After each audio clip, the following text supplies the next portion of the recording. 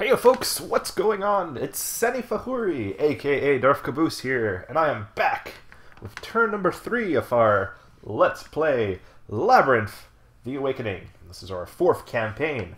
Alright, so we've already dealt the hand of cards out, we're good to go. So let's get to it. So we have the US hand here, and then the Jihadist hand. Let's go ahead and flip these cards over, see what we got. Okay. Let's just analyze this hand a little bit. Okay, so special forces could trigger. That can be played. Say we can spend the 1-op point to replace the cell, so that's not too bad. Operation Neptune Spear. Search through the discard pile, then draw 1 of Zawahiri, Bin Laden. Ooh, that's really bad. Because I'm pretty sure there's a Bin Laden is in the discard pile, so they will draw that and potentially play that, and that would be really, really bad. So that card is almost unplayable. So we'll have to say possibly no to that, or that'll have to be plotted with. Predator, remove itself from a Muslim country, that can be replaced rather easily. We could spend our first couple of cards just mitigating these bad cards. Peshmerga seems to be a safe play, because that place 1 secure local security forces in either Iraq or Syria if that country is in civil war. Okay. Well, they're not, so that's a safe card to play. And then Advisors is also fine as well. Okay, so I think what we're going to do is we're going to play these two 1-op cards because they don't trigger, and it's good just to get these out of the way. Okay, so let's go ahead and play them back to back. I'm going to play this 1-op card, and we're going to recruit once in Afghanistan.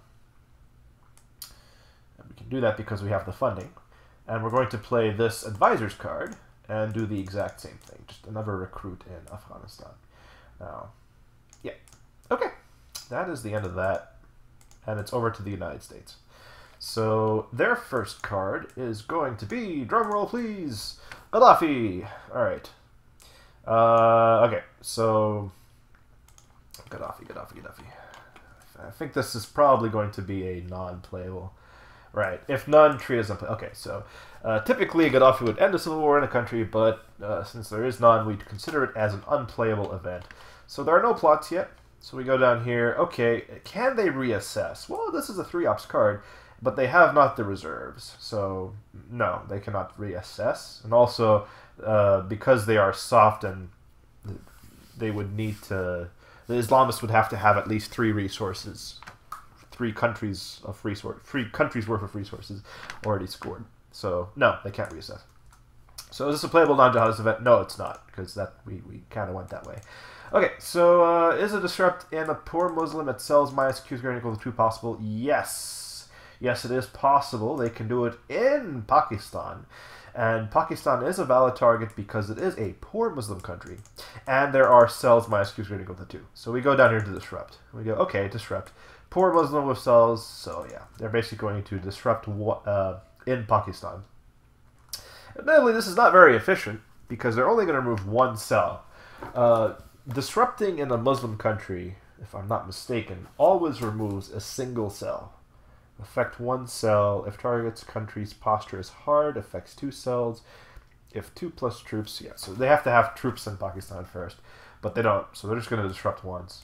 Okay. Well, I mean, I'm fine with that. So this guy's already active, so he's sent off the funding track, and this card is used up. Just to be sure, right? That was doable. Disrupt and poor Muslim. Okay. Yeah, I guess that's fine. Now they won't do it again for the next card. So, all right, that's their first card. Sorry, they won't do it again because there's only 1 cell now, and 1 is less than is not 2 or more. So. That's fine. Okay, next up is Ghost Soldiers. This is the Jihadist card. Remove half of all local security forces. Okay, so that's not relevant. Ghost Soldiers is a card that is a Jihadist card, so we go no. Disrupt in poor Muslim. Nope, they can't target a poor Muslim country with that card as long as we... Nope. War of Idea. Yes, I think they can target a... They have sufficient...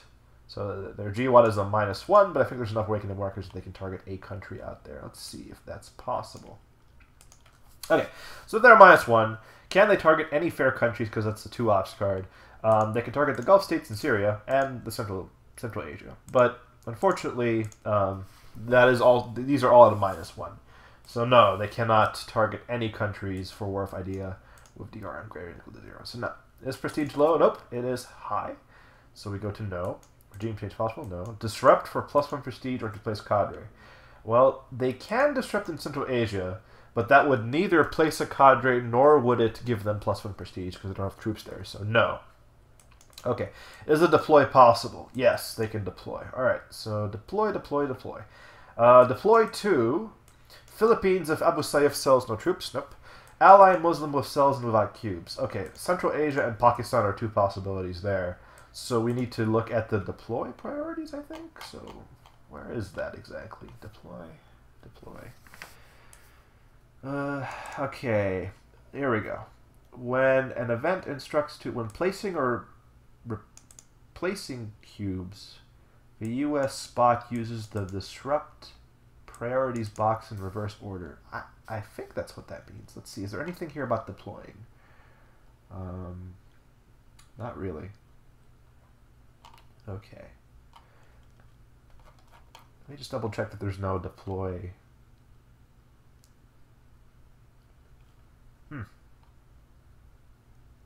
Right. Ally Muslim without cells. Oh, hang on. Oh, yeah, of course.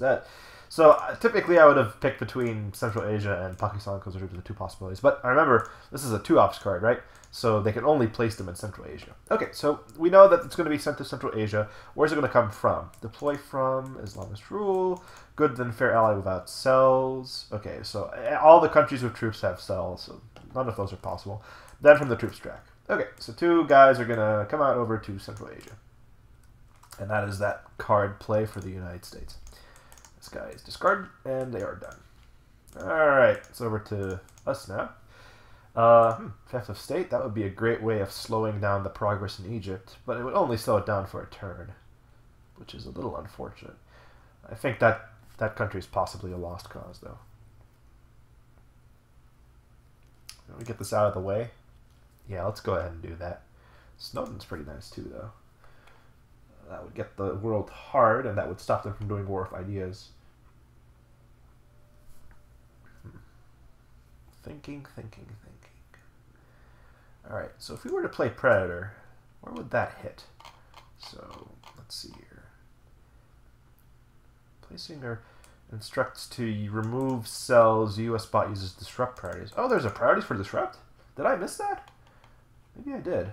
Oh, okay. Oh, no, yeah, of course, it's there. I was thinking of deploy. So it looks like they would disrupt first in Pakistan. So we can kind of mitigate that a little bit. Alright, let's go ahead and do this. We'll play Operation Neptune Spear. And we're going to go ahead and plot with this card, so this card does not trigger. And we're going to do a triple plot in Afghanistan. Or we could do 1 in Central Asia and 2 in Afghanistan. But I really want to get my funding up, so I want to maximize my odds here. So we're going to do a triple plot in Afghanistan, so we're going to roll 3 die. Only 1 success comes up, so only 1 plot is placed. We're going to place, draw a specific, let's put a 3 down. There we go. That's the first card. And then our second card.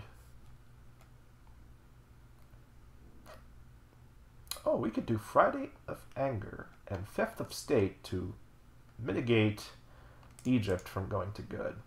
Possibly. Let's go ahead and play Special Forces.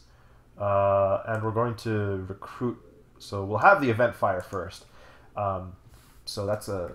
Let's see, what was that again? That was Disrupt. Yeah, so special, I think it's special. There's nothing there, of course. So when you remove cells, you do it in the Disrupt order, so they're going to pick Pakistan to remove. So this guy is removed and replaced with a cadre marker. So this guy is sent back to the funding track. Boom, boom, boom. And with our 1 operation point, we are going to recruit once in Afghanistan. Yeah, let's do that. Okay. So that is the end of our turn. It's over to the United States. Kind of rushed through that. And their 2 card play. The first one is going to be Facebook. Okay, this is why we don't play smartphones. Because Facebook is a really nasty event for the United States. Or, well, it's a nasty event for the jihadists, but it's a great event for the United States. So, okay, so there is a plot on the board, so, we have to consult the ARF to see if the plot is removed. Start here. WD placed in country? No. R3 ops available? Yes. Is this the last card of the phase, or is the U.S. Reserves less than 2? No. U.S. Reserves is... Actually, sorry. U.S. Reserves is less than 2, so the answer is yes. Now, this statement here is confusing me, even though I know it's a very simple statement. All right, so the answer is yes. Alert table. Okay, so alert table. We go to alert table, and we see here... Just a sec. Yeah. Right, because they're on. Okay, good. So, okay, let's see here. Are there any modifiers that apply? Pirates is not in effect, as is fracking, as is last turn, so there are no other plots. So, no. So we're just going to look at the numbers straight up. Funding is at 4, and prestige is at 7. So, prestige is at 7. And funding is at 4. Right there. Let's see here.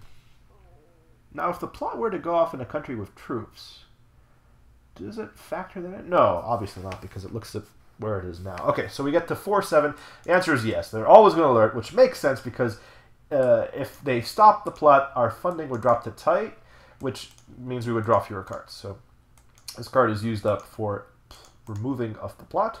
So return that to... Oops. No. Draw that back out. That plot is used and cannot be used again this turn. Okay, that is their first card. Their second card is going to be Pearl Roundabout. Ooh, okay, so this is a playable U.S. event, and they can't reassess, so they are going to use this card for the event.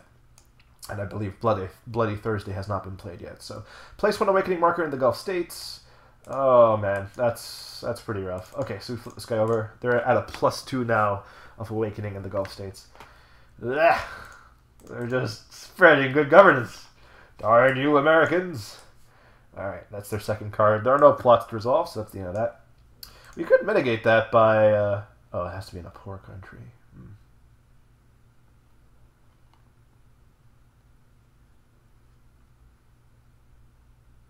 I kind of like this. You know, this could be a really good double combo here.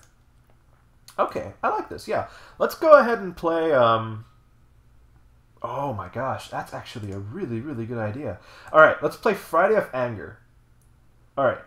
Okay. Yeah. This is gonna be good. So we're gonna do Friday of Anger, and we are going to do this. Place 1 Awakening or 1 reaction marker in any country which already has the opposite kind of marker.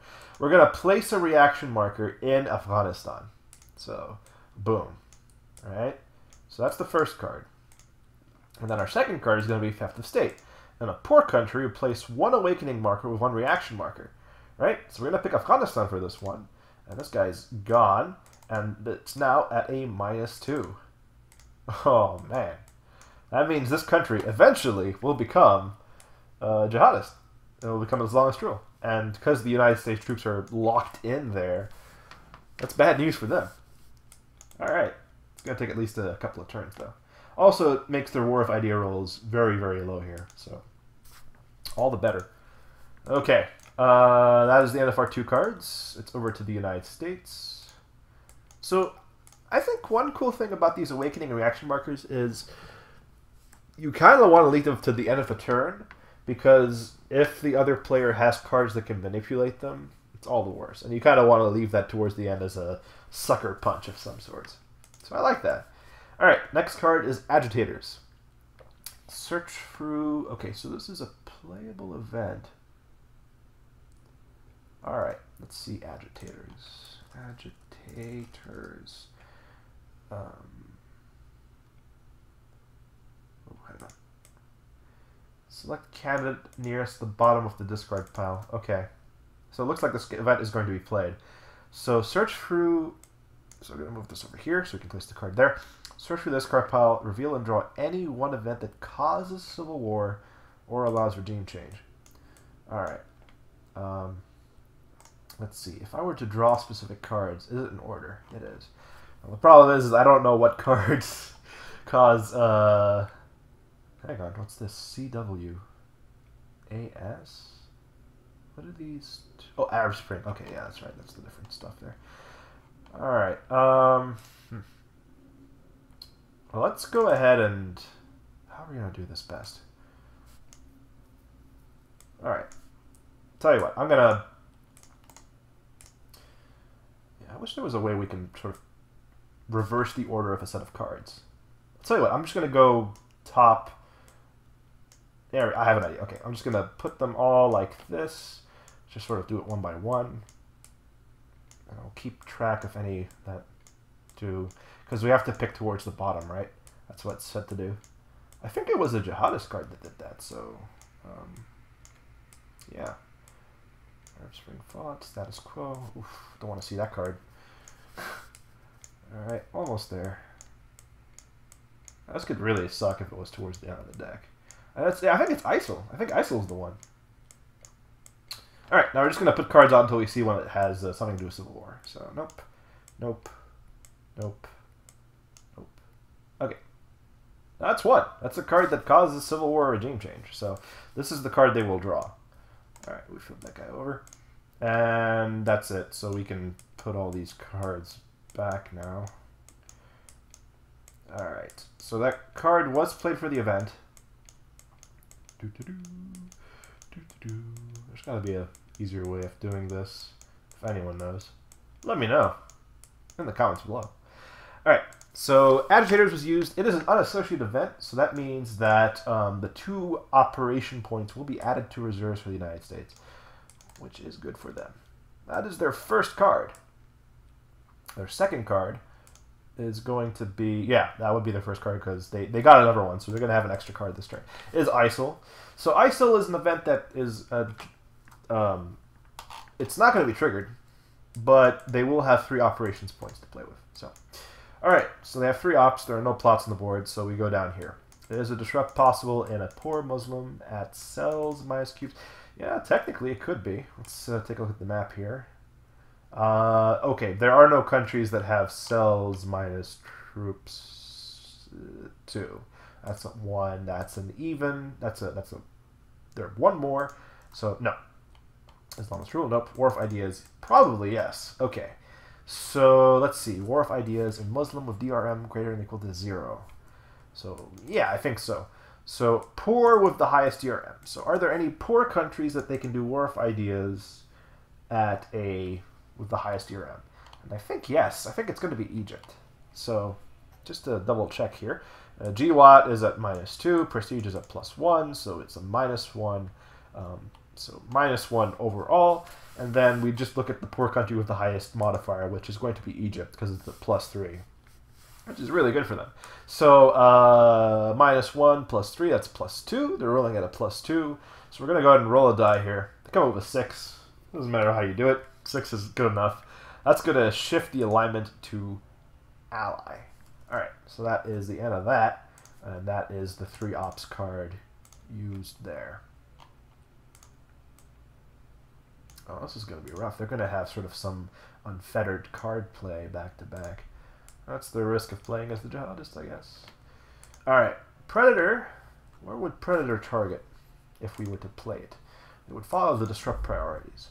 Pakistan, Syria, Iran, Philippines, good, fair. So it looks like they would remove the cell in Central Asia if it was playing, which I'm fine with. That stops them from gaining prestige for that, so I'm okay with them with playing that. So we're going to go ahead and play Predator. So remove a cell from a Muslim country. We'll just have the event fire first. So they're going to remove the cell in Central Asia. That places the cadre there. Cadre, cadre, cadre. Cadre, cadre, cadre. Boom. And we're going to do a double recruit in Afghanistan. Right. And then we are going to actually, you know what? Before I change my mind, we're going to do a double recruit in Pakistan. Take those odds. We roll 2 die, and we get 2. The reason why I did that is because I think it's a bit better to not put all your eggs in one basket and sort of spread them out and try to get Pakistan under control again. So that was our first action. The second one is going to be we're actually going to... So one thing that jihadists can always do is remove cadre markers. We're going to remove the cadre marker in Central Asia because I think they would try to disrupt it for a +1. We don't want to do it that easily, so we're going to do that. That's not an action in and of itself. You can just always do that within your action phase as the jihadist player. And we are going to go ahead and play Snowden for the event. So -2 prestige. Boom. And then set Russia and one Shenzhen country to opposite the US's posture. So this guy is going to be out of play. Discard to out of play. Yep. So we're going to set Russia to hard. So this isn't great for us, right? But right now the US is soft, so we're okay with that. And we're going to set Italy to hard. And I think the reason why is because I remember seeing a card that set Italy to something that the US was. So I want to avoid that being conflated. Okay, that's the end of that. And it's over to the United States now. So they're going to have 3 cards that just play back to back. Sequestration. Okay, this is the jihadist card, so there are no plots, so they're just going to go straight down here. Disrupt in a poor Muslim country. They can with the 2 ops.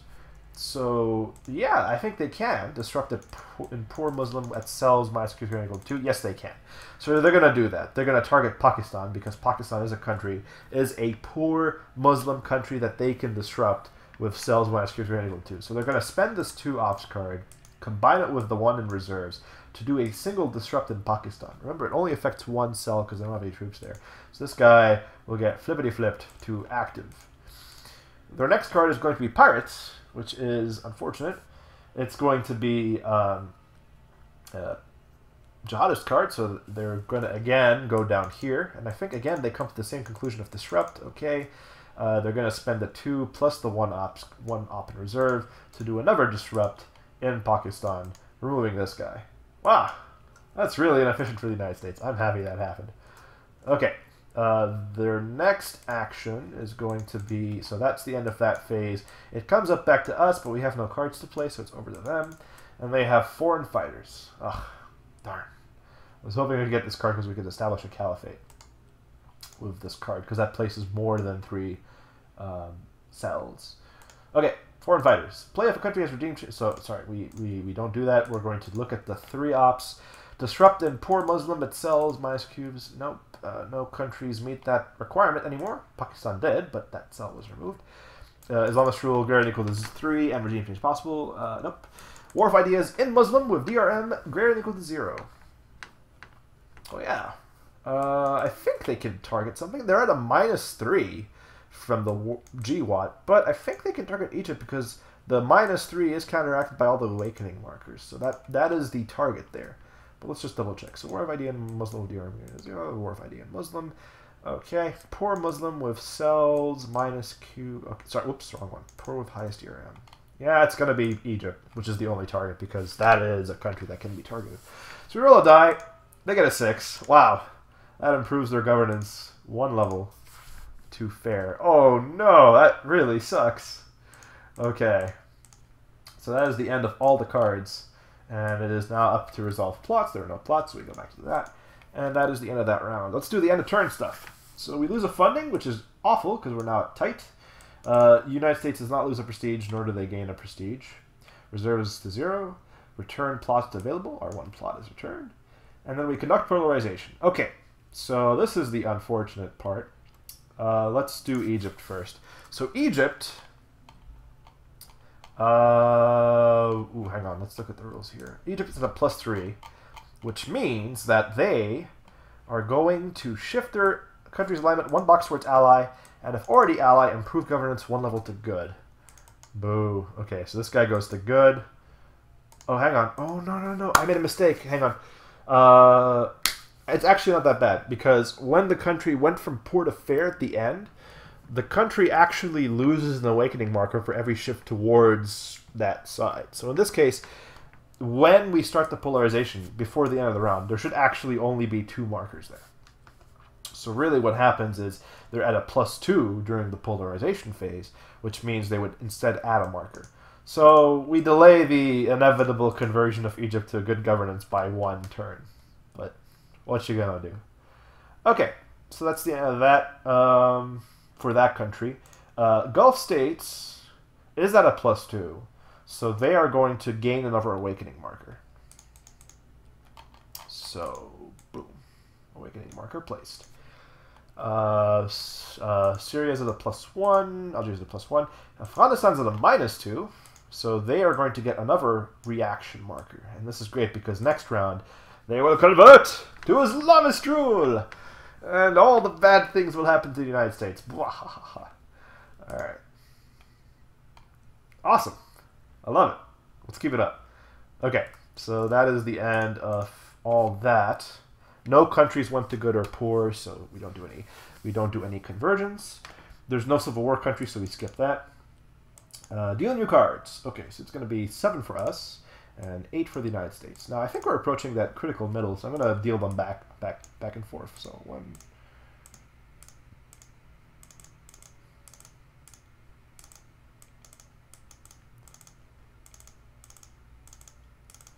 So that's 7 for us, 8 for the United States. All right. Remove lasting events. Well, this guy should be removed. And return. Yep, that's taken care of. Regime change to. Yep. Okay. Sounds good. And we're done. That is the end of turn 3. And we saw some nefarious. It was an interesting round. I quite liked it a lot. We saw a couple of more awakening markers prop up in the Gulf states and Egypt. And with some very tricky plays from the jihadists, from us, we were able to convert what awakening there was in Afghanistan to a reactionary movement, a very strong reactionary movement that, given how we've pinned down the troops in Afghanistan, we have a good chance of dropping their prestige down to 1. So, hooray!